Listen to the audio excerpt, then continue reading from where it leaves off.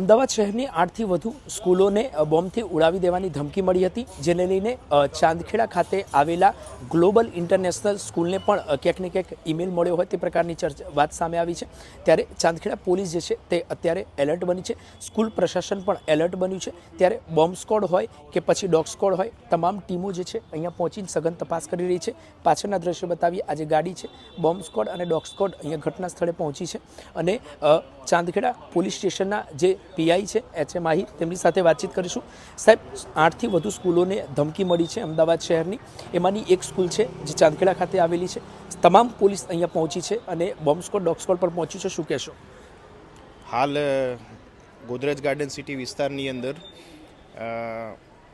Global Indian international school આવેલી છે, એના પ્રિન્સિપલનો અમારી ઉપર ફોન આવ્યો હતો કે આવી રીતે એમની સ્કૂલની અંદર એક ધમકીભર્યો ઈમેલ આવેલો છે। એ અનુસંધાને હું અહીંયા મારી ટીમ સાથે પહોંચ્યો છું અને અમે અમારી રીતે બધી છાનબીન કરી છે। જેટલા સ્ટુડન્ટ્સ સ્કૂલની અંદર હતા એ લોકોને એવેક્યુટ કર્યા છે, સુરક્ષિત રીતે બીજી જગ્યાએ એમને ખસેડી દીધા છે। એમના પેરેન્ટ્સ અને એ લોકો એમને લઈ ગયા છે અને હાલ BDDSની ટીમ જે રહી એ આખી સ્કૂલનું સઘન ચેકિંગ કરી રહી છે। સાથે મારી ટીમ પણ ત્યાં હાજર છે અને હજી સુધી કોઈપણ પ્રકારની એક્સપ્લોઝિવ રિલેટેડ વસ્તુ મળી આવી નથી। સાહેબ, શું કહેશો? 8થી વધુ સ્કૂલોને ધમકી મળી છે, ડરનો માહોલ સ્કૂલ પ્રશાસન હોય કે વિદ્યાર્થીઓના વાલીઓ હોય, તમામ લોકો માટે ડરનો માહોલ છે। હાલાકી શહેર પોલીસ પણ એક્ટિવ અને એલર્ટ જોવા મળી રહી છે। હાલ અમદાવાદ શહેર પોલીસ જે રહી એ આ તપાસનો વિષય છે અને એ તપાસ કરી રહી છે કે આ ઈમેલ કોણે કર્યા છે, ક્યાંથી કર્યા છે। એટલે અમદાવાદ શહેરની જનતાને બિલકુલ પણ પેનિક થવાની જરૂર નથી।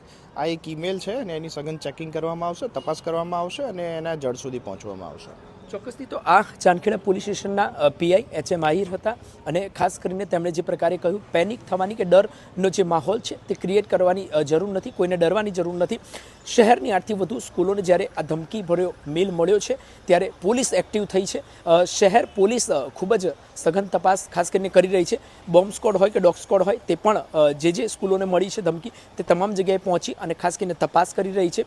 હજુ સુધી કોઈ પણ જગ્યાએથી કોઈ શંકાસ્પદ ચીજ વસ્તુ એવી કોઈ વસ્તુઓ મળી નથી તે પ્રકારની માહિતી છે અને જે ખાસ કરીને તપાસ જે છે તે ક્યાંક ને ક્યાંક કરવામાં આવી રહી છે।